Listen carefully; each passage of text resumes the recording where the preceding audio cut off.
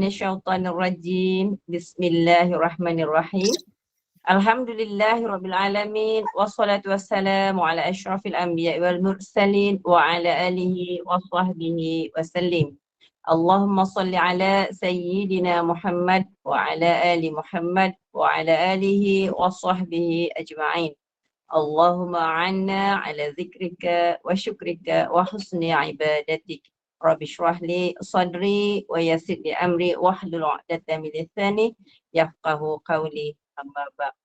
Assalamualaikum warahmatullahi wabarakatuh. Salam sejahtera, salam ukhuwah pada Al-Fadhil Ustaz dan semua sahabat pencinta ilmu yang dikasihi Allah yang istiqamah hadir dalam majlis ilmu pada malam ini.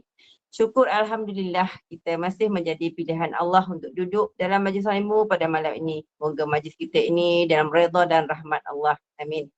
Kuliah maghrib kita ini dari saluran Google Meet ke Menur Iman yang dipimpin oleh Puan Hajah Rosniati binti Mansur dan ditadbir urus oleh Ahli Jawatankuasa ke Menur Iman.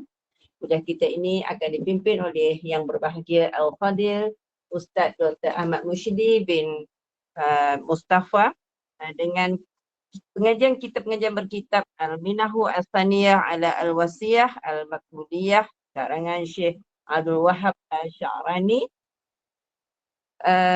Kuliah ini akan bagi menambahkan keberkatan majlis, mohon ihsan Ustaz untuk memimpin bacaan umum kitab Al-Fatihah dan pahalanya kita hadiahkan kepada baginda Rasulullah sallallahu alaihi wasallam, keluarganya dan para sahabatnya, para anbiya, para solihin, alim ulama, muslimin dan muslimat sama ada yang masih hidup ataupun telah kembali ke rahmatullah. Al-Fatihah.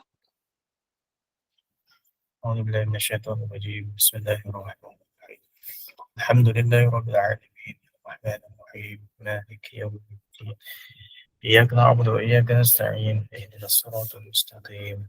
Siratal ladzina an'amta 'alaihim ghairil 'alaihim waladdallin. Amin. Amin, amin, ya Rabbal Alamin. Bagi meneruskan majlis, saya menyerahkan majlis ini kepada Al-Fadhil Ustaz Dr. Mushidi dengan segala hormatnya dan penuh takzim. Dipersilakan Ustaz.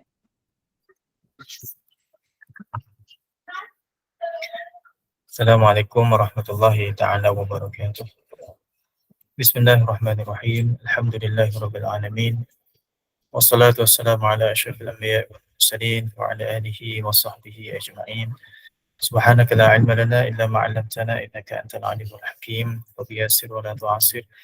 Allahumma atammi bi khair arhamar rahimin. Allahumma shrah lana sadrana wa yassir umurana. Allahumma rabbana anzilna muzana mubarakan wa anta khairul munzilin. Radina billahi rabba wa bil islami dina wa bi Muhammadin nabiyyan wa rasulan, amma ba'd.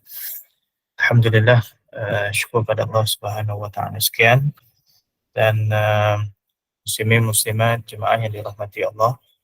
Dan insya-Allah malam ni Allah Taala izinkan lagi kepada kita untuk sambung untuk pengajian kitab kita. InsyaAllah sambungan pada muka surat 36. Bagi yang ada kitab boleh tengok pada muka surat 36. Kita ambil matan yang paling atas sekali. Qala al-Imam Abu Hanifah. Qala musannif rahimallahu ta'ala wa nafa'ana bi ulumihi fid darain, kata pengarang kitab. Qala al-Imam Abu Hanifah rahimahullahu ta'ala لو أن عبدا عبد الله تعالى حتى صار مثل هذه السارية ثم أنه لم يدري ما يدخل جوفه أحلال أم حرام ما تقبل منه. Kata Imam Abu Hanifah rahimallahu ta'ala, jika seorang hamba itu beribadat kepada Allah Ta'ala hingga jadilah dia seperti bukit ini, kemudian dia tidak mengambil tahu adakah makanan yang masuk ke dalam perut itu halal atau haram, pasti tidak diterima hal ini daripadanya. Baik, kita dalam perbincangan berkaitan dengan hati-hati daripada makanan tidak halal. Sambungan pada muka surat 35 yang sebelum ni, kita berkaitan dengan antara daripada perkara yang akan merosakkan hati kita, merosakkan hubungan kita dengan Allah Ta'ala, iaitu makanan yang tidak halal, iaitu makanan yang haram. Disebut pada matan yang pertama pada muka surat 35 itu, macam mana sebab sebab yang menyebabkan seseorang itu terhalang daripada Allah Subhanahu Wa Taala itu untuk sampai kepada Allah, salah satunya adalah kerana makanannya yang tidak halal, kan? Jadi ini bukan sekadar berkaitan dengan kesihatan, bukan kita cerita berkaitan dengan zat, bukan kita nak cerita berkaitan dengan khasiat, tapi kita nak cerita berkaitan dengan mudarat, hasil daripada makanan yang dimakan oleh seseorang tersebut. Makanan itu adalah makanan yang haram, satu, iaitu yang tidak halal, dan yang kedua, makanan tersebut adalah daripada sumber yang tidak halal. Jadi dua keadaan ini adalah dua perkara yang menyebabkan seseorang itu terhalang untuk sampai kepada Allah Ta'ala.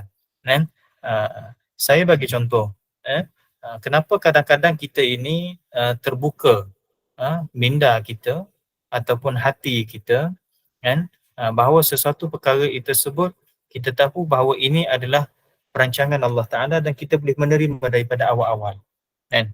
Tapi dalam satu keadaan, kadang-kadang hati kita, minda kita, perasaan kita tidak menerima benda tersebut. Maksudnya dia tak sampai lagi. Itulah yang menyebabkan kadang-kadang tindakan hawa nafsu kita lebih awal, daripada sudut marahnya, melentingnya, ataupun tidak terkawal perasaan kita. Tetapi beberapa tempoh selepas daripada itu, barulah kita tersedar, oh rupanya itu sebenarnya takdir Allah Ta'ala, sepatutnya aku kena sabar dan sebagainya. Jadi ini satu proses yang kalau kita lihat, ada perkara yang Allah Ta'ala nak tunjuk kepada kita. Mungkin pada ketika yang kita itu dibuka seawal-awal berlakunya satu perkara, perasaan redha, perasaan sabar tersebut dah ada dalam menghadapi situasi yang mungkin pada ketika itu bertentangan dengan keadaan nafsu kita ataupun keadaan fizikal diri kita, sakitnya dan sebagainya. Tapi redha dan sabar itu di awal-awal dia dah ada dah. Mungkin disebabkan kerana itu asbab makanan kita yang kita jaga, kan? Tetapi mungkin pada satu hari kita makan daripada sumber yang tidak jelas, bukan yang haram, tapi yang tidak jelas, yang kita boleh kategorikan dalam makanan yang ataupun sumber yang syubhat. Dia tidak tahu kedudukannya sama ada halal ataupun haram. Maka itu kadang-kadang melambatkan kita sampai kepada Allah Ta'ala. Itu menyebabkan kita lambat untuk merasa redha ataupun sabar dengan sesuatu ujian. Maka bayangkan, macam mana kalau sekiranya makanan yang dimakan itu adalah makanan yang haram. Kalau mungkin kita makan sesuatu perkara yang syubhat, mungkin istilahnya kita panggil pending. Pending sedikit, lambat sedikit. Lambat sikit untuk sampai, menyebabkan kita sedar macam ni. Apatah lagi kalau sekiranya makanan itu adalah daripada sumber yang haram, secara jelas, ataupun makanan itu adalah makanan yang haram, kan? Maka mungkin itu menyebabkan lebih lambat ataupun mungkin tertutup terus kedudukan kita untuk sampai kepada Allah Ta'ala. Itu yang dikatakan sebagai hati-hati dengan makanan yang haram, kerana dia boleh menghalang salah satunya kita sampai kepada Allah Ta'ala. Baik, apa kata Imam Abu Hanifah? Imam Abu Hanifah merupakan salah seorang daripada ulama yang masyhur. Jangan kita nampak bahawa Imam Abu Hanifah ini, walaupun dia salah seorang daripada ulama yang masyhur dalam mazhab Hanafi ataupun mazhab Abu Hanifah, kita kata seumpama pelopor lah ketika itu, maka dia hanya tahu dalam bab-bab fiqh sahaja. Sebab kita sebut mazhab Syafi'i, mazhab Hanafi, mazhab Hanbali, mazhab Maliki ni kita nampak bab fiqh saja. Ulama dulu dia tidak dalam satu kedudukan yang satu line sahaja. Maksudnya dia hanya faham berkaitan dengan fiqh saja. Yang faham berkaitan usuluddin saja. Mungkin kita boleh katakan itu zaman kita, kan? Kerana keterbatasan dan kemampuan kita mungkin terbatas, kan? Dengan banyak ujian, banyak cabaran. Berbeza dengan ulama dahulu, kesibukannya hanya dengan sibuk ilmu. Bila mana sibuk dengan ilmu, maka kepelbagaian ilmu itu ada pada dirinya. Maka Imam Abu Hanifah salah seorang daripada ulama yang bukan sekadar alim dalam bab fiqh, tetapi dia alim juga dalam bab yang lain, antaranya dalam bab kesufian ataupun ilmu-ilmu tasawuf, ilmu-ilmu membersihkan akidah kita. Baik, apa kata Imam Abu Hanifah? Lau anna abdan abdallah ta'ala hatta sara mithla hadhihi sariyah. Dia bagi satu analogi. Kalau sekiranya seorang hamba Allah Ta'ala itu beribadat kepada Allah, melakukan ketaatan kepada Allah Ta'ala sehingga dah jadi seumpama bukit Bukit ni nak menggambarkan satu kedudukan ibadat yang betul-betul ibadat. Ini kita kata seorang yang abid, orang yang ahli ibadat betul-betul. Sembahyang tak tinggal, yang fardu, apatah lagi berjemaah, apatah lagi sembahyang sunat rawatib, bahkan ditambah lagi sembahyang sunat rawatib yang ghairu muakkad. Lepas tu sembahyang sunat lain, sedekah, zikir, Quran, itu ibadat semua pada Allah Ta'ala. Kalau dibandingkan, kalau dibuat satu perumpamaan, kata Imam Abu Hanifah, kalaulah ibadat tersebut banyak sangat-sangat yang dibuat, sehariannya penuh dengan ibadat, thumma annahu lam yadri ma yadkhulu jawfahu. Akan tetapi dia tidak ambil tahu pun tentang apa yang masuk dalam perutnya. Halalun am haramun, yang masuk itu halal ke haram, ma tuqabbila minhu. Ibadat yang dibuat itu tidak diterima oleh Allah Ta'ala. Apa yang nak dibagi tahu kepada kita bahawa, nampak tak? Kita boleh kaitkan dengan apa yang matan yang sebelum ini. Ya, yang disebut bahawa seseorang itu terhalang ke hadrat Allah, iaitu terhalang kepada Allah SWT dengan makanan yang haram. Dia ada satu bentuk yang lebih detail sedikit, terhalangnya daripada sudut penerimaan ibadatnya. Jadi ibadat-ibadatnya akan seumpama terhalang kerana makanan yang dimakan itu tidak dipedulikan sama ada daripada halal ataupun haram. Yang penting makan. Makan ni sampai masa makan, nak tenaga. Lepas tu sambung ibadat lagi, sambung ibadat lagi. Apa makan yang sampai itu tak dipelihara. Ini bukan cara orang yang beribadat dengan dasar ilmu. Mungkin di sini orang yang beribadat atas dasar nafsu. Kan? Jangan nampak bahawa orang bila mana dia ibadat dengan ilmu semata-mata. Kan? Ada kedudukan seseorang itu dia beribadat dengan hawa nafsu dia. Maksudnya mengikut daripada kehendak ataupun kedudukan keinginan dia, yang dia merasakan benda tersebut betul. Kan? Dia beribadat dengan berdasarkan landasan hawa nafsu dia. Contoh, kan? Seorang itu beribadat dengan ibadat yang banyak, bangun tahajud. Contoh, sebagai contoh, tahajudnya tak tinggal. Tiap-tiap malam tahajud, kan? Maka keesokan harinya subuh tinggal. Qadha je subuh. Sebab apa? Dekat-dekat nak subuh dia penat. Maka pada masa tersebut malam itu ibadat dia tu mungkin dia beribadat dengan hawa nafsu. Sebab Nabi SAW pernah tegur sahabat, seorang sahabiah yang mengantuk. Bila mana dia beribadat, kedudukan dia mengantuk tapi dia paksa lagi untuk beribadat. Maka Nabi SAW kata kepada sahabat yang lain, suruh dia pergi tidur. Sebab apa? Kita nampak kita beribadat ketika itu kita nak capai kedudukan ataupun kita mengejar pahala di sisi Allah Ta'ala. Tetapi kedudukan ibadat kita memberi kesan kepada ibadat yang lebih besar lagi. Antaranya sembahyang subuh tadi. Itu contoh. Yang kedua, seorang itu duduk mengejar sesuatu ibadat. Sama ada ibadat fardu ataupun ibadat sunat sehingga dia terabai ahli keluarga dia. Ya, sehingga terabai ahli keluarga dia. Sedangkan ahli keluarga dia wajib untuk dia penuhi tuntutan sebagai seorang ahli keluarga, sama ada ketua keluarga ataupun sebagainya. Jadi terabainya kedudukan keluarga tersebut kerana apa? Kerana dia terlalu mengejar ibadat-ibadat. Kita bimbang kalau kita yang beribadat seumpama itu kerana mengejar sesuatu perkara sehingga terabai, maka mungkin kita boleh fahami bahawa satu kedudukan kita beribadat kerana hawa nafsu, bukan kerana ilmu. Saya bagi contoh lagi. Kita buat satu contoh, banyak contoh supaya kita faham. Kita bukan nak kata, tu nak mengata, bukan. Kita cuba ambil mana yang kena kepada kita. Kalau tak betul, kita ubah. Kalau yang betul, kita tambah baik. Baik. Seorang yang mempunyai keluarga, dalam keluarga ni semua orang secara kita kata majoriti lah, ada anak. Yang tak ada anak, mudah-mudahan Allah Ta'ala kurniakan anak. Dan kalau tak ada anak pun merupakan salah satu daripada ruang untuk dia beribadat pada Allah Ta'ala lebih luas lagi. Jangan pandang negatif, pandang positif. Semuanya kurniaan Allah. Baik, kalau kita kata satu sepasang suami isteri yang mana mempunyai anak, tak kira lah anak tu berapa orang ke, tapi anak tersebut dia melalui proses sebagaimana proses kita, iaitu kecil. Jadi anak kecil ni dia akan menangis. Dan dia bukan menangis mengikut daripada kehendak kita. Dia akan mengikut daripada kehendak dia. Bila mana mengikut kehendak dia, mungkin dia lapar, mungkin dia sakit, kerana mungkin kerana dia nak perhatian. Maka pada ketika itu, kita cuba mengejar sesuatu perkara yang sehingga terabai. Terabai keadaan ibadat kita itu ataupun terganggu ibadat kita.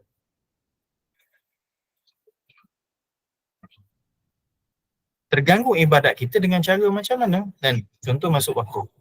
Bila mana masuk waktu sembahyang, kita sembahyang. Sedangkan anak tengah menangis, anak masih lagi nak pada susu dan sebagainya. Belum lagi diselesaikan urusan anak tersebut. Sedangkan masih lagi awal waktu. Tak ada masalah. Apa beza orang yang sembahyang dalam keadaan anak menangis, duk minta-minta, duk minta-minta nak susu sebagainya, ataupun mungkin kerana nak mandi, nak sesuatu, kita pergi sembahyang.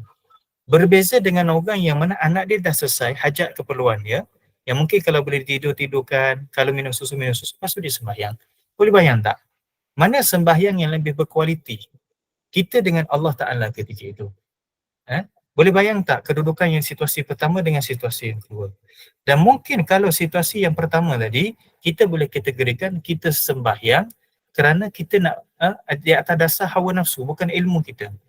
Kerana kita nak mengejar awal waktu, tetapi kita mengabaikan sesuatu yang lebih besar lagi sebenarnya kesan bila mana kita selesaikan benda tersebut. Jadi sebab itu ibadat kita bukan ibadat kerana hawa nafsu, bukan ibadat tanpa ilmu, bukan ibadat kerana ikut-ikut, tetapi kita beribadat berdasarkan kepada ilmu. Sebab itulah dikatakan ibadat orang alim lebih besar dan lebih bermanfaat walaupun sedikit berbanding dengan ibadat ahli ibadat yang tidak berlandaskan kepada ilmu. Maka kalaulah seorang itu nak beribadat, adakah dia hanya memerhatikan, saya ambil contoh sembahyang lah, sebab kita baru lepas sembahyang dan ibadat yang hari-hari yang kita buat, dan sebesar-besar ibadat adalah sembahyang.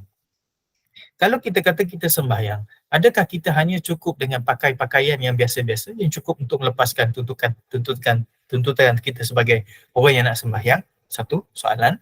Yang kedua, bila mana kita sembahyang tersebut, adakah kita menyempurnakan daripada segenap aspek kerana kita nak melaksanakan ibadat tersebut kepada Allah Ta'ala? Bila mana orang tersebut kadang-kadang dia boleh je pakai baju sembahyang. Saya bagi contoh orang lelaki. Orang lelaki lebih simple, kan? Kadang-kadang dengan pakai plekat, pakai baju t-shirt biasa, saya tak mengatakan salah. Kita bukan nak cerita isu salah sekarang. Sebab dalam isu ilmu tasawuf ataupun ilmu akidah, ilmu yang hati ini, proses kita dengan Allah SWT, sebagaimana kita nak sempurnakan urusan dunia kita, maka kita pun nak sempurnakan urusan kita dengan Allah Ta'ala. Saya pakai kain plekat, saya pakai baju t-shirt biasa, saya dah tutup aurat, maka saya sembahyang. Tapi kenapa bila mana saya nak pergi kerja, saya tak buat macam tu? Kan? Saya pakai seluar, saya pakai baju yang kemas, t-shirtnya, kemeja, saya pakai stocking, saya pakai kasut, saya letak lagi perfume, kan? Apa lagi, pakai deodorant lagi, nak supaya kita nampak kemas. Nampak kemas kita kerana apa? Orang bagi alasan kerana kita bekerja. Bila mana kita bekerja, kita ada undang-undang cara pemakaian dia. Okey, cuba kita timbulkan soalan, adakah bila mana kita bekerja dengan Allah Ta'ala, supaya kita buat analogi, sebenarnya kita pun bekerja pada Allah, kita beribadat kepada Allah. Beza, kan? Kita beribadat pada Allah Ta'ala atau kita bekerja kepada Allah Ta'ala ini, adakah dia tidak ada undang-undang? Kan? Selayaknya undang-undang yang lebih strict, yang lebih sempurna adalah kita dengan Allah. Dengan manusia kita boleh patuhi, kenapa kita dengan Allah Ta'ala kita tidak jaga? Inilah ibadat berdasarkan dengan nilai ilmu. Dan kenapa Nabi SAW bila mana sembahyang, dilihat pemakaiannya adalah pemakaian yang sempurna. Ini diceritakan oleh para sahabat. Kenapa? Kerana jawapannya, undang-undang bila mana menghadap Allah Subhanahu Wa Taala sesempurna mungkin. Daripada sudut pakaian, bau-bauan, keadaan, suasana, situasi dan sebagainya, inilah kita nak ibadat berdasarkan kepada ilmu. Bukan semata-mata kita nak lepaskan ibadat tersebut sehingga kita buat dia dasar ibadat melepaskan ataupun berdasarkan nafsu kita semata-mata. Maka kata Imam Abu Hanifah, kembali kepada kitab kita, seseorang yang beribadat tetapi dia tidak menilai benda-benda yang boleh menyebabkan terkesannya ibadat dia, maka ketika itu ibadatnya tidak diterima. Apakah perkara tersebut? Makanan yang mana masuk dalam tubuh dia tidak tahu daripada sumber yang halal ataupun haram. Kan? Maka kalau makanan itu adalah makanan perkara yang daruri atau keperluan harian, cuba kaitkan macam mana kalau pakaian yang dipakai. Maka macam mana kalau perkara yang bersama dengan kita sehari-harian, sedangkan kita beribadat dengan pakaian tersebut ataupun dengan alatan-alatan tersebut. Dan inilah yang memberi kesan kepada ibadat kita. Sebab tu kita takut sangat bila mana kita di hadapan Allah Subhanahu Wa Taala, Allah Taala bagikan buku catatan amalan kita di akhirat nanti yang kita duk buat atas muka bumi seumpama benda tersebut tidak ada. Nauzubillah min zalik. Maka salah satu jawapannya kerana apa? Kerana ini kita tidak jaga daripada sudut perolehan makanan ataupun makanan yang kita makan. Kita hanya nak selesaikan, kalau semayang nak semayang je, nak puasa je, nak sedekah je. Tapi benda yang masuk dalam tubuh kita, kita tak nilai. Dan sama ada yang halal ataupun yang haram. Dan zaman kita sekarang susah nak elak ustaz. Nampak tak? Kita menimbulkan alasan. Sedangkan cuba bayangkan, saya bagi satu lagi analogi, kan? Allahumma salli ala Sayyidina Muhammad. Bila mana kita nak buat jahat, perasan tak? Kadang-kadang benda jahat tu dia datang bertubi-tubi. Kadang-kadang dia jadi tak, kita terfikir nak cuba buat benda jahat, kadang-kadang dia datang je benda jahat ni. Kadang-kadang dia datang benda jahat yang lain, kita tak perasan. Kadang-kadang jalan untuk buat jahat tu ada, kan? Ataupun kita cari benda tu nak buat jahat, kadang-kadang kita nampak, oh ni dah ada ruang dah. Kan? Tapi cuba bayangkan, kita tidak pernah terbayang atau terfikir untuk melakukan sebarang maksiat. Bila mana orang yang buat maksiat di hadapan kita, kita kata, macam mana dia boleh buat benda ni? Kenapa? Kita tak boleh fikir bahawa dia boleh buat maksiat itu. Kerana apa? Kerana fikiran kita untuk melakukan maksiat itu kita buang. Hati kita nak menghadap kepada maksiat kita buang. Maka sama juga. Kalau kita usahakan untuk ambil benda yang halal saja, benda yang haram seumpama tak boleh datang. Kalau dia datang pun Allah SWT akan jaga. Maaf saya bagi contoh. Ini pernah diceritakan. Pernah diceritakan kepada teman-teman kita. Tapi saya ingat lagi apa yang ditegur analogi tersebut. Ada satu kawasan, tak boleh sebut. Satu kawasan itu, dia kata kawasan ni banyak pelacur, jangan pergi ke kawasan tu. Jadi seorang hamba Allah Ta'ala kata, saya biasa je lalu. Sebab tu tak ada apa pun. Dia kata, sebab apa? Sebab kamu pergi tu bukan cari benda tu. Tapi kalau kamu pergi adalah kerana tidak ada niat jahat. Disebabkan niat kamu yang baik tersebut, tidak ada niat jahat, Allah Ta'ala tutup benda tersebut. Tapi kalau kamu niat ke arah benda tersebut, Allah Ta'ala buka. Sama juga kita. Kalau dalam bab makanan ini, kita tak usah untuk tutup benda-benda yang syubhat. Kita tak cuba tutup benda-benda yang haram, maka terbuka banyak ruang kepada kita. Nak makan pun senang. Tak tahu halal haram dan sebagainya. Tapi kalau kita cuba tutup benda tersebut, yang datang kepada kita adalah benda-benda yang halal sahaja insya-Allah. Baik. Wa qala Abu Ishaq Ibrahim bin Adham rahimallahu ta'ala. Kata Abu Ishaq Ibrahim bin Adham rahimallahu ta'ala, dia kata atib mat'amaka, perelokkan makanan kamu. Perelokkan maksudnya bukan jaga khasiat kita bukan cerita daripada sudut nutrition, bukan cerita daripada sudut khasiat pada makanan, tak. Kita cerita daripada sudut makanan yang masuk dalam tubuh kita daripada aspek yang halal haram. Jadi dia kata atib mat'amaka, perelokkan makanan kamu. Perelokkan yang pertama daripada sudut yang halal itu sendiri, jauhi yang haram yang pertama.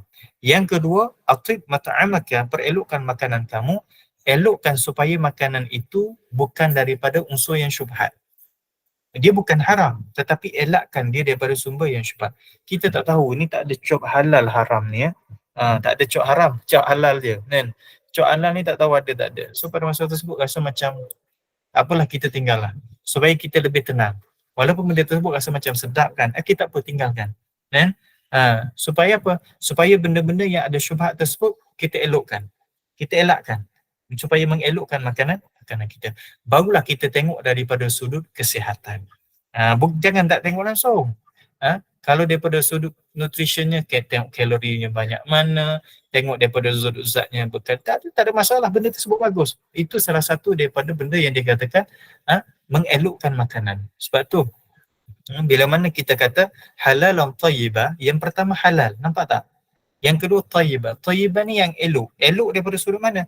Elok daripada sudut perolehan, elok daripada sudut nutritionnya, khasiat zat dan sebagainya. Tapi yang pertama Allah Ta'ala dahulukan apa? Halalan tayyiban. Halal dahulu. Sebab tu Ibrahim Ibn Adham kata atib mat'amaka, perelokkan makanan kamu. Perelokkan makanan. Tak apalah, kita susahkan daripada sudut makanan. Baik, maaf. kadang-kadang, dan mungkin ini situasi yang berlaku dalam keluarga atau masyarakat kita, alhamdulillah bagus, makan makanan yang elok, bagi benda-benda yang elok, supaya apa? Supaya anak ni jadi belajarnya senang, bagus dan sebagainya, akhlaknya baik. Okey, itu bagus. Tapi yang lebih besar lagi, kita bagi makanan yang halal, yang jelas halal kepada anak-anak kita, dia memberi kesan iman. Memberi kesan iman itu. Iman itu akan terkesan. Bukan kepada pendidikan saja, kan? Bila mana makanan elok, anak senang menghafal, anak senang belajar, mudah faham dan sebagainya, dapat nombor yang hebat-hebat, dapat anugerah dan sebagainya. Itu benda yang kedua. Benda yang pertamanya, hasil daripada makanan yang halal dan baik tersebut, dia bagi kesan kepada iman. Bila mana iman itu terkesan, maka anak itu akan terjaga secara automatik. Baik, tuan-tuan cuba ingat, peringkat ibu-ibu ataupun ayah-ayah, kan, bukan yang tua tapi yang agak berumur, kan. Dan mungkin kita pun sempat ada benda ni. Saya rasa kalau macam ibu-ibu ayah-ayah, nasihatkan anak macam mana? Antara nasihatkan suruh jaga sembahyang, kan, betul tak? Kan? Dan ingat tak mak ayah kita, dia pesan kat kita apa? Dia jaga sembahyang. Kenapa? Dengan jaga sembahyang tersebut, dia menyebabkan benda lain terjaga. Cuba tengok Allah Ta'ala kata, Inna salata tanha anil fahsyai wal munkar. Sesungguhnya sembahyang itu mencegah seseorang daripada fahsyak dan munkar. Fahsyak ini benda-benda yang tak elok, benda-benda yang tak elok bukan sekadar pada pandangan agama. Pada pandangan masyarakat pun benda tersebut tak elok. Tetapi wal munkar, benda munkar tak elok pada pandangan agama. Dan maksudnya semua benda yang tak elok pada pandangan agama kita kata benda munkar. Tapi benda fahsyat ini agama pun kata tak elok, manusia pun kata tak elok juga. Kan? So asbab daripada sembahyang, Allah Ta'ala akan mencegah orang tersebut daripada melakukan fahsyat dan munkar. Jadi sebab itu bagus ibu-ibu ayah-ayah, mak-mak dan ayah ini, apatah lagi mak ayah kita dulu, dia pesan apa? Jaga sembahyang. Dengan jaga sembahyang, dia terjaga benda lain. Maka samalah situasi makanan yang kita bagi kepada anak kita. Kita bagi makanan kepada anak-anak kita, yang halal itu sebenarnya dia menjaga iman. Bila mana dia memberi kesan kepada iman itu sendiri, sebab itulah belajarnya bagus, akhlaknya cantik, perangainya elok. Kerana apa? Iman terjaga daripada mana? Daripada makanan. Sebab itu bila mana bagi makanan kepada anak kita, niat, ya Allah, makanan ini adalah untuk bagi khasiat dan betulkan keadaan anak aku. Yang betulkan daripada sudut mana? Betulkan iman dan kedudukan dia. Dan bila mana iman dah elok, insya-Allah pelajaran Allah Ta'ala dah bantu dan sebagainya. Cuba tengok dalam sembahyang kita. Bila mana kita duduk antara dulu sujud. Rabbighfirli warhamni wajburni warfa'ni warzuqni wahdini wa'afini wa'fa'ni. Semua doa tu kan? Ya, semua doa. Dalam doa tersebut ada perkataan wajburni. Wajburni. Wajburni maksudnya, ya Allah, perelokkanlah keadaan aku dengan daripada keadaan yang tak elok kepada yang elok. Maksudnya kamu ubah situasi kedudukan aku ni supaya jadi orang yang elok, ya Allah. Bukan islah. Islah lain. Islah ni maksud kita memperbetulkan. Wajibur ni maksudnya kita duduk dalam keadaan dah baik dah sekarang kan. Ya Allah, elokkan lagi, ya Allah. Tamak kita dalam jadi orang yang elok. Maksudnya salah satu daripada eloknya dalam ibadat kita. Dan elok dalam bab makan. Jaga.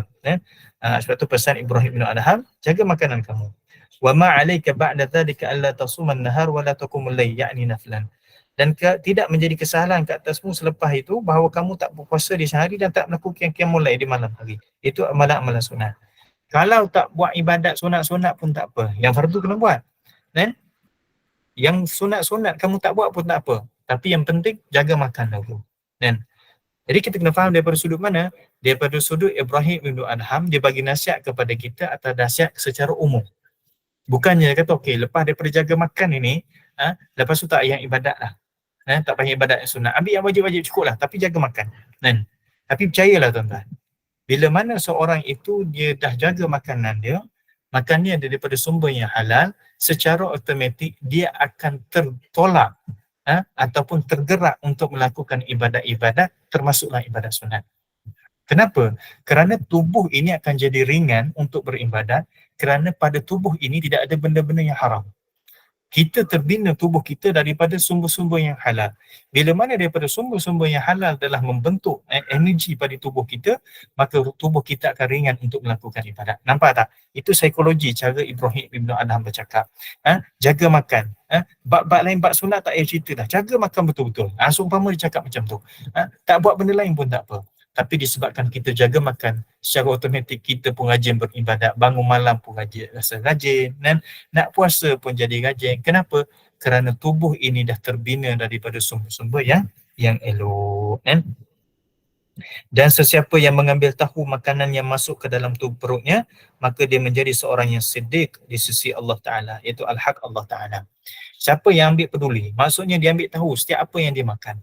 Dan sebab tu kadang-kadang kita ni jangan kata apalah kalau orang tu jenis berkira bab makan. Dan kita pandang positif. Berkira daripada sudut mana? Oh, maaf saya tak makan benda ni. Saya makan benda ni. Maksudnya bukan memilih, tapi dia berkira kerana daripada sudut mungkinlah dia mengambil kedudukan nak ambil benda-benda yang confirm yang halal. Tak ada masalah. Ada kawan saya tu jenis susah kalau nak ajak makan dia. Sebab apa? Memang dia betul jaga makan. Jaga makan, bukan sekadar jaga makan daripada sudut khasiat itu hal lain, tapi daripada sumber-sumber kalau tak tahu susah. Nak ajak makan kat kedai memang susah. Dia bukan mengatur orang kat kedai, tak ada, tapi disebabkan kalau sumber tu tak jelas, dia rasa macam tak selesa nak makan. Sebab apa? Sebab dia terdidik dengan cara macam tu. Sebab tu kita jangan mengata, orang kata ajak sikit susahlah dia ni, tak boleh ajak makan. Pandang positif. Mungkin dia dalam proses untuk mengislahkan dirinya, memperelokkan hati dia, diri dia, iman dia, untuk hanya ambil makanan yang jelas-jelas daripada sudut yang halal. Habis adakah kita kata kita ni bagi benda yang haram? Tak. Kita menghormati proses yang dia nak lalui. Proses yang dia nak lalui. Maka sama juga dengan kita, kita ada proses yang kita nak lalui. Jadi kerana orang tersebut dia ambil peduli satu persatu daripada sudut makanan, maka dia akan tergolong daripada golongan as-siddiqin, orang yang benar. Benar apa? Benar daripada sudut sumber yang makan daripada masuk dalam perut dia, dan dia membenarkan apa yang diajar oleh Nabi SAW. Jadi jangan marah kalau kita ni orang orang tolak pelawaan kita dan sebagainya, tak apa. Tapi adabnya bila mana orang pelawak, maka terimalah dengan cara yang baik ataupun tolaklah dengan cara yang baik. Itu adab dia. Dan kalau kita tahu orang tu jenis macam tu, jenis susah aja makan, kita buat dengan cara yang sesuai mengikut kehendak dia. Kita hormati cara dia. Ada orang tu tak makan ni malam, tak apalah, kita hormatlah dia, tapi kalau kadang-kadang kita sebagai orang jenis tak makan malam ni, tak sampai mati pun kalau kita makan sekali pun, kita hormat kalau orang nak jamu kita, orang nak belanja kita, orang nak bersilaturahim dengan kita, tidak ada masalah, kalau benda tersebut jelas daripada yang halal, tapi kalau nak betul-betul yang halal, perhati betul-betul lah, itu agak susah lah, tapi kalau susah tersebut betul-betul cari, insya-Allah Allah Ta'ala mudahkan. Baik, waqala Syekh Abu Bakar At-Tirmizi rahimallahu ta'ala, ma mana'al qawma minal wusuli ila al-istidlal bighairi dalil illa istidlal bighairi dalil warraqdu fi tariqi ala haddi syahwati wa akli al-harami wa syubhat. Kata Syekh Abu Bakar At-Tirmizi rahimallahu ta'ala, tiada sesuatu yang menghalang kaum ini daripada sampai kepada Allah. Nampak tak? Kita dah cerita masalah sekarang, makan halal ini supaya kita lebih dekat dengan Allah Ta'ala, cepat sampai pada Allah. Bukan sekarang kita tak sampai. Ada benda-benda yang terhalang. Sebagaimana saya bagi contoh tadi lah. Bila mana kita ditimpa musibah, redha itu lambat sampai. Kalau redha tu mungkin jauh lagi lah. Sabar. Sebenarnya yang paling tinggi itu apa yang terjadi semuanya redha. Bukan redha itu lepas daripada sabar. Silap maksudnya kita bila mana terjadi satu kali kita boleh sabar. Alhamdulillah. Itu tingkatan yang bukan setinggi-tinggi level ataupun setinggi-tinggi makam. Maksudnya kita boleh sabar menerima sebarang musibah, alhamdulillah. Jadi yang paling tinggi, terima musibah tersebut terus redha. Kita nampak, oh ini kerja Allah Ta'ala, tak apa, alhamdulillah. Perasaan sabar, memerlukan kepada sabar tu dah tak ada dah. Redha sahaja. So umpama kita gembira dengan sesuatu ujian yang Allah Ta'ala bagi. Saya bagi contoh lagi. Kita ada anak kecil dia, baby yang baru nak membesar. Kan baby membesar, kalau kita dukung, cuba ingat ibu-ibu perasan tak anak baby tu dia kadang-kadang tangan dia dipukul-pukul, Sambil-sambil dia pukul kita tu, dia keluarkan suara tu, apa perasaan kita? Kan seronok. Kan? Kadang-kadang kita biar je anak kita pukul kepala kita. Baby kan, umur setahun, baru nak sampai setahun, dia baru proses dia. Seronoknya kenapa? Kerana perasaan sayang pada anak tu ada. Ya?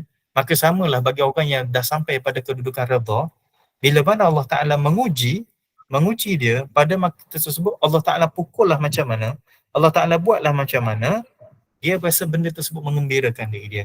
Tak payah tak cerita dah pasal sabar ni, tak ada dah sabar ni. Sebab apa? Tingkatan level redha itu dah menguasai kedudukan seseorang itu. Kan? Maka sebab itulah, bila mana kita nak sampai kepada Allah Subhanahu Wa Taala, salah satunya daripada sudut yang halal ini. Baik, cuba tengok. Kata Abu Bakar Tirmizi, tidak ada sesuatu yang menghalang seseorang ini sampai kepada Allah Taala. Maksudnya benda lain tak boleh halang. Nah, seumpama macam itulah. Walaupun banyak lagi, cuma dia nak bawa beberapa perkara. Melainkan yang boleh menghalang adalah istidlal tanpa dalil. Maksudnya kita berdalil dengan sesuatu perkara yang bukan daripada dalil yang sebenar. Berhujah dengan sesuatu perkara tidak ada dalil. Kan? Maksudnya kenapa buat macam ni? Kerana ikut-ikut, ataupun kerana kita kata tidak ada sandaran dan sebagainya. Mesti ada satu dalil yang kuat. Sama ada daripada Quran, daripada sunnah, daripada dalil-dalil hujah yang lain. Kan? Maksudnya kita kena ada dalil, ada hujah yang sebenarnya. Sebab apa kena sembahyang? Kan? Kerana Allah Ta'ala suruh. Dalam Quran suruh, dalam hadis suruh. Nampak tak? Maksudnya kita ada sandaran dalil yang kuat. Kan? Yang kedua, menjalani jalan ini menurut hawa nafsu. Maksudnya dia menuju kepada Allah Subhanahu Taala, salah satunya dengan hawa nafsu. Sebagaimana saya sebut awal-awal tadi. Dia sembahyang, dia ibadat pada Allah Ta'ala, tapi atas dasar hawa nafsu, bukan ilmunya. Kan? Mengikut kehendak hawa nafsu dia. Kan? Sama ada apa-apa saja ibadat, cuba tengok, jangan kita buat di atas hawa nafsu, tapi buat di atas dasar ilmu kita. Ingat, dalam beribadat kita akan diuji, sama ada diuji oleh Allah Subhanahu Taala, ataupun kita diuji sebagai satu perkara yang akan merosakkan kita oleh syaitan itu sendiri. Dan apatah lagi dalam diri kita, nafsu itu akan menguji kita. Sebagai contoh, cuba tengok, pernah tak timbul dalam diri kita perasaan, kadang-kadang didatang perasaan malas nak sembahyang. Dah bertahun-tahun dah kita sembahyang dan tak pernah miss pun sembahyang. Dan Alhamdulillah, tak pernah tinggal sembahyang. Tapi pernah datanglah, kita kata satu hari tu rasa, ya Allah, malas betul sembahyang. Lepas tu dia kata, ditimbul perasaan dalam diri kita, alah tak apalah, kalau tak sembahyang pun satu waktu je, lepas ni qada balik. Lepas tu minta taubat dengan Allah SWT. Nampak tak? Kadang-kadang orang yang dalam proses buat ibadat pada Allah Ta'ala, jangan rasa dia dah terlepas. Sebab itu adalah proses dia nak makin dekat dan nak makin cepat sampai kepada Allah SWT dengan ujian-ujian seumpama ni. Dia lawan lagi, dia mujahadah lagi. Maka sama juga, dalam kita beribadat kepada Allah SWT, ujian-ujian itu akan datang. Tetapi hati-hati. Kalau kita nak menangani ujian tersebut, pastikan bukan dengan hawa nafsu kita. Bukan hawa nafsu. So kalau kita jawab tadi, tak apalah, nanti qada lah. Kali ini je tinggal sembahyang pun. Lepas tu taubat nasuha. Itu orang yang buat di atas hawa nafsu dia. Sebab itulah Allah Ta'ala sebut dalam surah Maryam kalau tak silap. Surah Maryam kalau tak silap. Allah Ta'ala sebut, فَخَلَفَ مِنْ بَعْدِهِمْ خَلْفٌ أَضَاعُوا الصَّلَاةَ وَاتَّبَعُوا الشَّهَوَاتِ. Akan datang selepas daripada golongan-golongan yang baik ini, sama ada daripada kalangan Nabi, daripada kalangan para sahabat ini, akan datang golongan selepas daripada mereka, khalfun adha'us salat, satu kelompok yang akan mengabaikan solat atau meninggalkan solat. Bila mana dia meninggalkan solat, mengabaikan solat, Allah Ta'ala terus kata wattaba'us syahawat, dia akan mengikut hawa nafsu dia. Bila mana orang itu daripada sudut sembahyangnya dah tak elok, apatah lagi dia tinggal sembahyang, maka perjalanan hidup dia banyak disuluhi dengan nafsunya. Sebab itu dah kunci dia. Kalau kita faham Quran, kita jumpalah kenapa dalam hidup kita banyak sangat kita ikut nafsu kita. Nafsu makan, nafsu tidur, nafsu seksual, nafsu rehat, apa lagi? Nafsu beli barang, nafsu window shopping, contoh. Nafsu apa lagi? Nafsu kumpul-kumpul benda. Nafsu tersebut kenapa? Kerana salah satunya khalfun adha'us salah, mengabaikan solat. Mengabaikan bukan peringkat kita meninggalkan solat, tetapi kualiti solat kita itu mungkin terabai. Tidak cantik daripada sudut kualiti. Dalam sembahyang tak jaga kualiti, dalam sembahyang banyaknya hilangnya khusyuk dan sebagainya, maka dia berkesan kepada syahwat-syahwat ataupun hawa nafsu kita ke arah benda yang tidak sepatutnya. Maka orang yang mengikut hawa nafsunya, kesan dia apa dia? Dia susah nak sampai kepada Allah Subhanahu Wa Taala. Saya bagi contoh yang senang tadi. Dia nak sabar bila mana timpa musibah susah, apatah lagi dia nak redha bila mana timpa musibah itu lebih susah. Dan apatah lagi bila mana dia buat dalam satu benda tersebut, dia tidak merasakan kenikmatan. Orang ni nak sampai pada Allah Ta'ala ni susah lah. Kan? Salah satunya dia buat ibadat, dia tak rasa. Sebab apa? Contoh, cuba tengok. Boleh rasa tak apa beza sembahyang kita sekarang dengan sembahyangan dulu? Takkan sama tuan-tuan perempuan? Sembahyang pada 10 tahun yang lepas dengan sembahyang sekarang sama ke? Memang sama kuantiti, 4 rakaat, 2 rakaat, 3 rakaat, tapi kualiti sama tak? Adakah Zuhur, Maghrib, Isyak yang kita sembahyang ataupun Maghrib yang baru kita buat tadi sama dengan Maghrib yang sebelum yang kita buat? Tak ada penambahbaikan ke? Tak ada kualiti yang bertambah ke? Kalau tak ada kualiti bertambah, bermaksud kita ini belum masih lagi jauh dengan Allah Subhanahu Wa Taala. Sebab orang yang makin sembahyang, dia sebenarnya dia makin cantik sembahyang dia, makin cantik. Bila mana sembahyang yang makin cantik, maka dia nak menuju kepada Allah Taala lebih baik. Kan? Maksudnya kena tengok-tengok, jangan banyak benda yang kita buat ini nak menuju kepada Allah Taala sampailah kita ini mengikut hawa nafsu kita tanpa kita sedari. Kan? Baca Quran pun sama juga, kan? Baca Quran ini ikut hawa nafsu. Bukan kita rasa kita tengah membaca kalam Allah. Macam mana baca Quran ni ikut hawa nafsu? Kita nak mengikut kuantiti. Khatam lepas tu nak catat. Oh dah 2 kali khatam. Oh dah 4 kali catat. Bimbang kalau yang kita nak kejar khatam banyak kali itu sebenarnya kerana hawa nafsu ke ataupun kerana kita ini kerana membaca kalam Allah. Cuba tanya diri kita.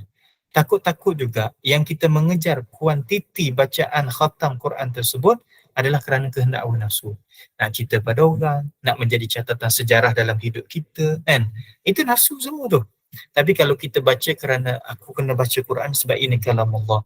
Dan bila baca Quran itu kita rasa kenikmatan kita membaca kalam Allah, mudah-mudahan itulah yang betulnya kita baca buat ibadat kerana Allah, bukan hawa nafsu.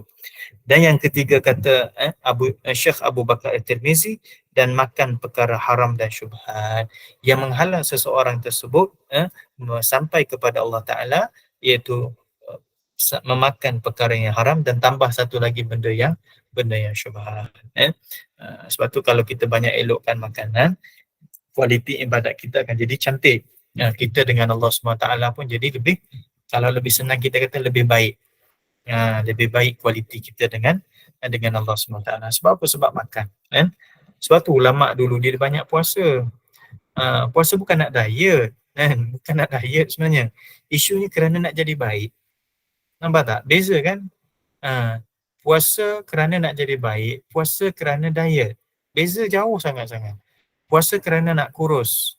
Puasa kerana kesihatan. Semua tu beza. Tapi kalau orang itu puasa kerana dia nak menuju kepada Allah, ataupun istilahnya puasanya kerana Allah, dia nak kawal diri dia supaya lebih cepat sampai pada Allah Ta'ala, itu lain. Sebab tu kalau kita puasa sunat, ketepikan dulu perasaan nak kurus, nak kawal benda ni. Memang benda tu dia nak kurus lah, nak diet lah, nak ni dan sebagainya. Tapi didik awal-awal. Ada orang kata tak apalah, awal-awal ni niat dulu nak kurus. Tak apa, lama-lama dia datang sendiri. Tapi bimbang juga. Sebab daripada awal lagi kita dah tak elok niat kita, nak perelokkan balik, jadi masalah pula. Apa salahnya kalau awal-awal lagi kalau dah nak puasa tersebut, walaupun puasa sunat niat, ya Allah, puasa sunat ni kerana-Mu ya Allah. Walaupun bukan solid lagi niat tersebut ikhlas pada Allah Ta'ala, tak apa. Ajar dulu. Ajar dahulu, lama-lama insya-Allah Allah Ta'ala akan datangkan benda tersebut. Jadi betulkan daripada awal. Jadi sama juga bila mana seorang itu makan itu adalah benda yang halal. Kerana apa? Kerana nak menuju pada Allah Ta'ala. Bukan kerana nak khasiat sahaja. Kena siap maaf tuan-tuan. Saya sekadar nak bagi analogi supaya kita boleh berfikir. Ada orang yang mana bukan Islam, makanan yang haram. Nampak tak? Makanan yang haram. Dia makan apa saja. Cuba tengok dalam video-video kadang-kadang dia buat travel ke luar negara, pergi negara tu, pergi negara ni, kan, minum arak dan sebagainya, makan benda yang haram. Cuba tengok umurnya berapa. 30-an ada, 40-an ada, kan? Walaupun benda tersebut adalah haram, dia makan, tapi bukannya haram tersebut menyebabkan dia tercabut nyawa. Dia mati awal, bukan. Kan? Allah SWT dah tentukan umur dia sampai bila, ajal dia sampai bila. Tetapi yang dia makan benda yang haram tersebut, ia menyebabkan dia lagi susah untuk mendapat hidayah Allah SWT. Kan? Jadi kalau kita nak kata, kalau benda haram tersebut menyebabkan orang tu mati, tak ada pun. Sebab tu kita jaga tak makan benda haram. Kan? Bukan kerana masalah hidup mati, bukan. Tapi masalah untuk sampai kepada Allah. Lagi halal, lagi baik makanan yang kita makan, maka lagi cepat kita sampai kepada Allah. Istilah sampai ini, maksudnya kita boleh merasakan sebetul-betulnya kita bertuhankan Allah. Sekarang ini dalam kehidupan kita, mengaku atau tidak mengaku, sedar atau tidak sedar, memang mulut kita mengatakan bahawa kita bertuhankan Allah. Dan akidah kita ni kita bertuhankan Allah. Tetapi dalam aspek-aspek yang lain, ada kadang-kadang kiblat itu terpaling. Kan? Kita terpaling ke arah keduniaan kita. Terpaling ataupun terkesan dengan ujian-ujian yang ada. Inilah sekarang kita nak solidkan dia. Kalau tuan-tuan perempuan jemaah pernah ingat, saya pernah sebut dalam kuliah-kuliah sebelum ni, cita-cita kita dalam kehidupan kita ini, kita nak jadi wali Allah, kekasih Allah. Bukan kita kata nak jadi istilah Tok Wali yang keramat, itu bukan. Kita nak jadi wali Allah, ataupun Tok Wali ini yang diistilahkan sebagai kekasih. Kita nak jadi kekasih Allah. Bila mana menjadi kekasih Allah, bermaksud kita nak duduk pada kedudukan setiap perkara kita merasakan bertuhan. Kadang-kadang kita duduk buat satu benda tu kita lalai. Kan? Kita tak ingat Tuhan. Kita nak supaya mengingati Tuhan sepanjang masa. Cuba ingat, banyak benda dalam kehidupan kita, terutamanya mimpi. Bila mana kita ingat satu benda, kita ada masalah, perasan tak benda tu masuk dalam mimpi kita. Kan? Jadi bila mana kita bangun dalam keadaan tak berapa gembira sangat.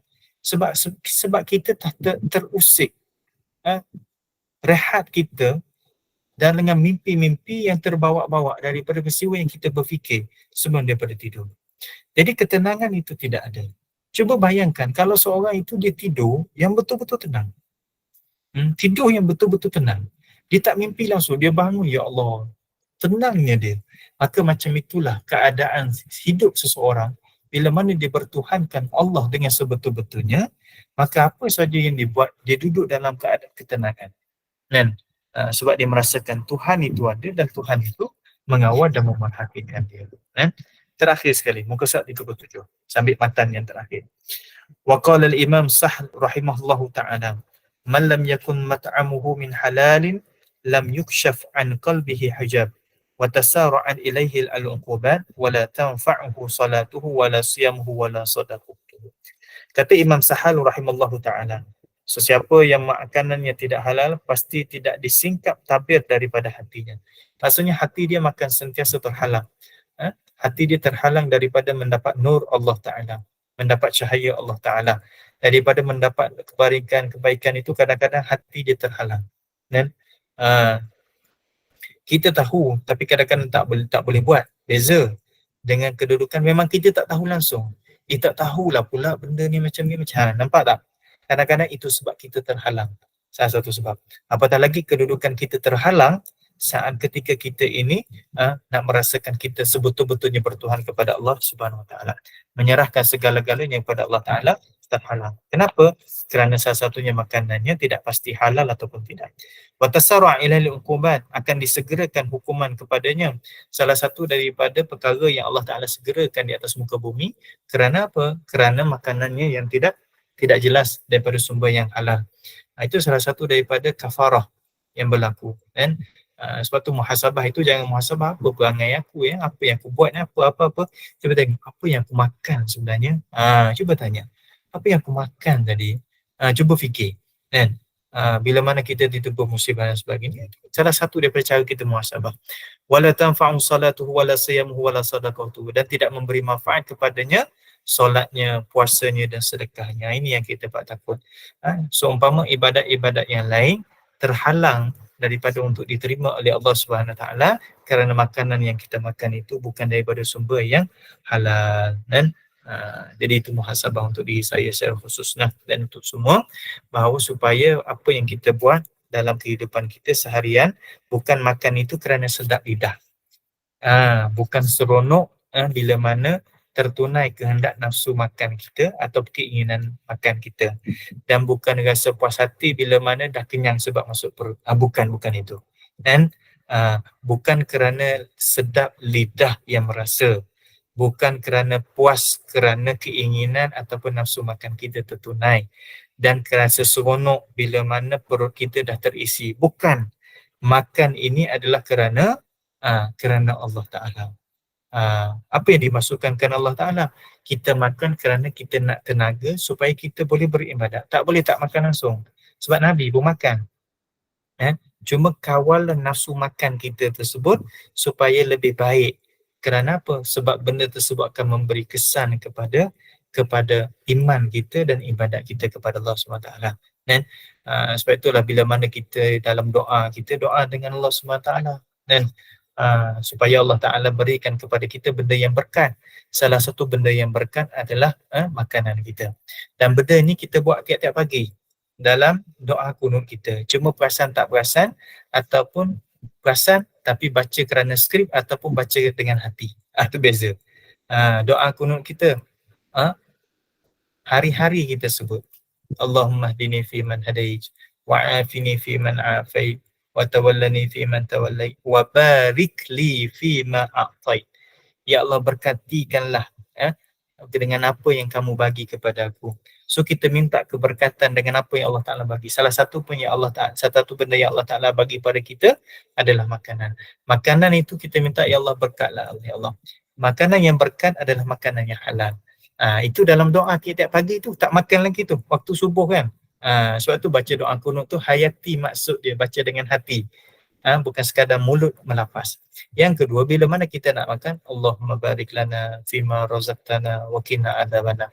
Minta berkat juga. Minta berkat maksudnya kita minta benda tersebut adalah daripada yang halal. Kerana berkat-berkat itu bersumberkan daripada benda yang halal. Mudah-mudahan insya-Allah lah. Allah Ta'ala kurniakan keberkatan dalam makanan. Salah satunya keberkatan itu datang daripada sumber yang halal.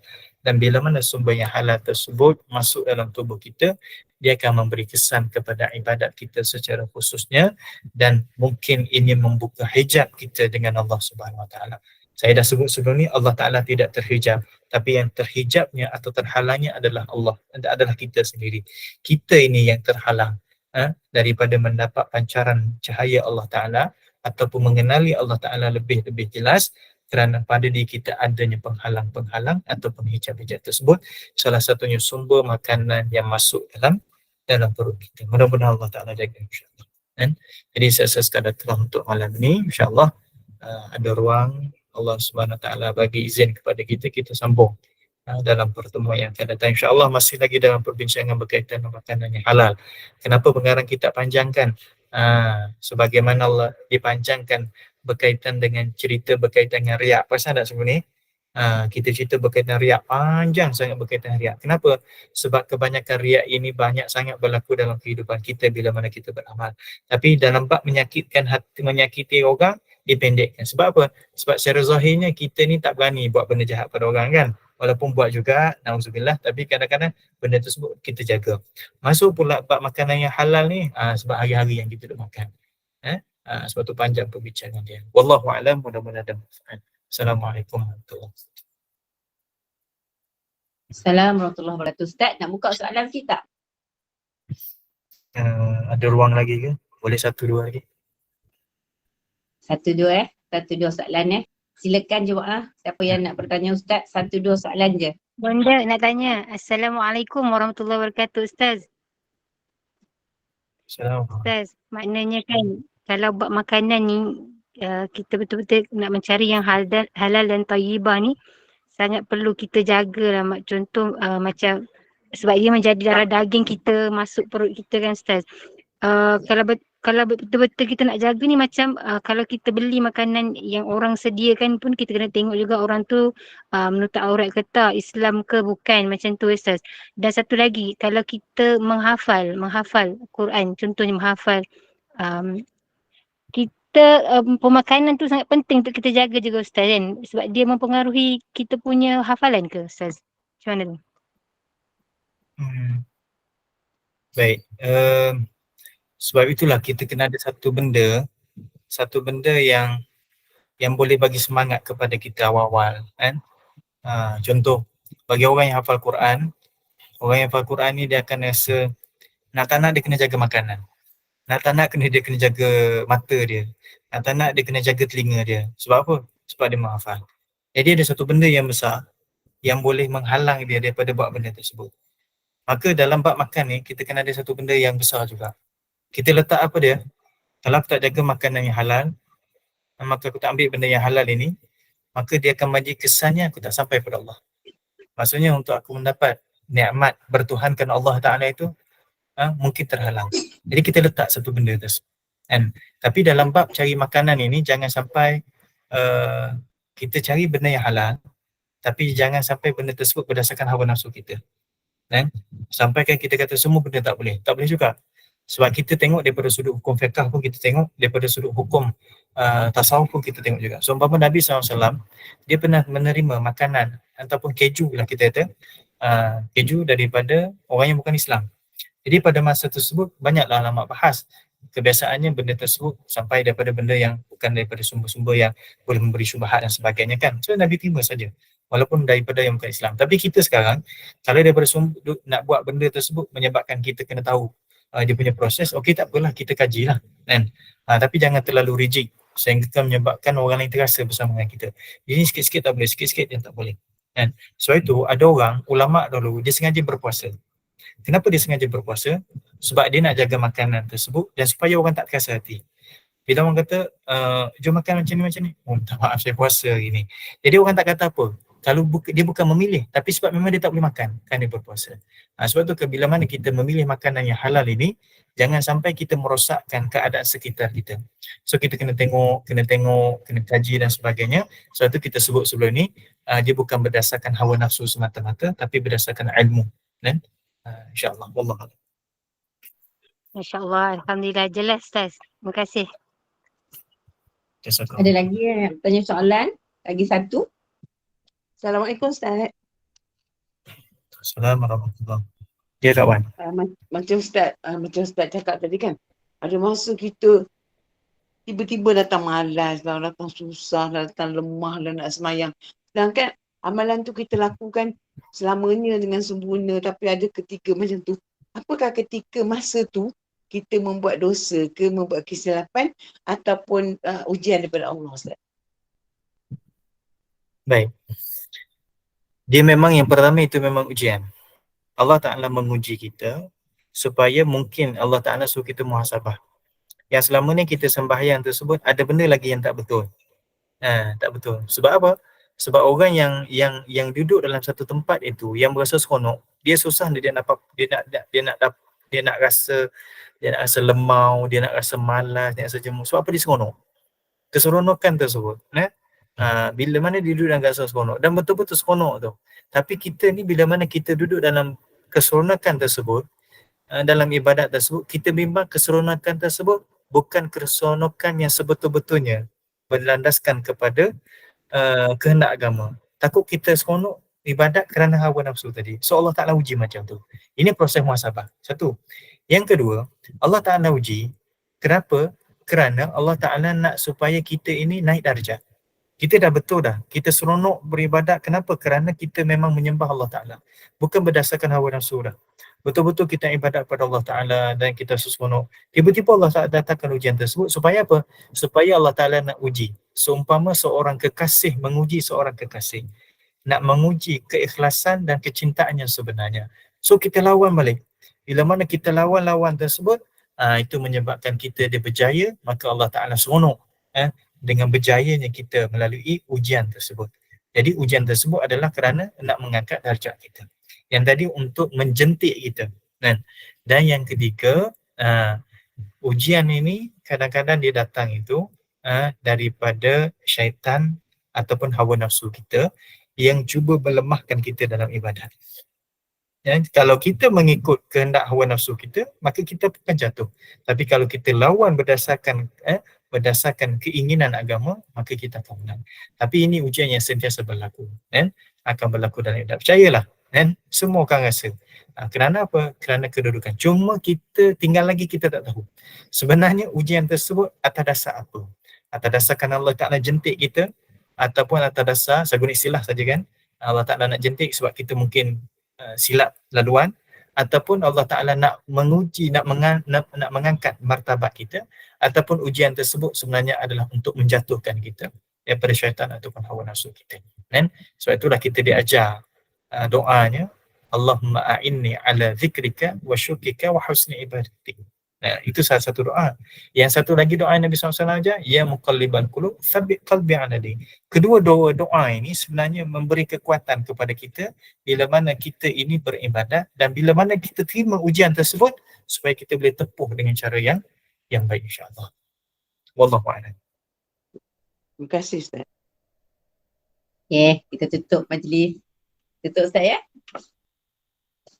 Boleh, insya-Allah. Alhamdulillah, okey. Alhamdulillah syukur pada Allah, kuliah maghrib kita berjalan lancar. Dengan topik kita hari ini, menjaga makanan yang masuk ke perut kita, sama ada halal ataupun haram.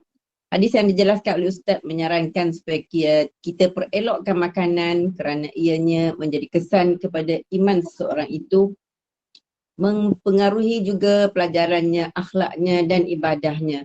Elok kerana tubuh itu akan terbina daripada makanan yang elok. Orang yang mengikut hawa nafsu susah untuk mendekati Allah, solatnya tidak khusyuk. Dengan itu kita hendaklah membetulkan niat dalam buat amal ibadat semata-mata kerana Allah, barulah kita dapat mengecapi nikmat beribadat. Wallahu a'lam. Moga segala ilmu yang Ustaz syarahkan memberi pedoman yang bermanfaat kepada semua jemaah. Terima kasih Ustaz atas ilmu yang disampaikan. Terima kasih kepada semua jemaah. Saya mewakili Gema Nur Iman, mohon maaf anda ada sebarang kekurangan dalam majlis kita ini. Segala yang baik itu daripada Allah dan yang buruk itu adalah daripada kekurangan kami sendiri. Bagi menutup majlis, mohon Ustaz bacakan doa penutup, tasbih kafarah dan surah Al-As, dan saya akhiri dengan wabillahi taufiq wal hidayah. Wassalamualaikum warahmatullahi wabarakatuh. Silakan Ustaz. Subhanakallahumma wa bihamdika asyhadu an la ilaha illa anta astaghfiruka wa atubu ilaik. Bismillahirrahmanirrahim. Al-'asri innal insana lafi khusr illa alladhina amanu wa 'amilus solihati wa tawassaw bil haqqi wa tawassaw bis sabr. Bismillahirrahmanirrahim. Alhamdulillah wassalamu ala asyrafil mursalin wa ala al-mursalin ajma'in. Allahumma fa'alna bima 'allamtana وعلمنا ما ينفعنا وزدنا علما نافعا ربنا انزل علينا مائدة من السماء تكون لنا عيدا لأولنا وآخرنا وآية منك وارزقنا وأنت خير الرازقين ربنا آتنا في الدنيا حسنة وفي الآخرة حسنة وقنا عذاب النار وصلى الله على سيدنا محمد وعلى آله وصحبه وسلم والحمد لله رب العالمين. السلام عليكم ورحمة الله وبركاته. Terima kasih semua. Waalaikumsalam warahmatullahi wabarakatuh. Assalamualaikum.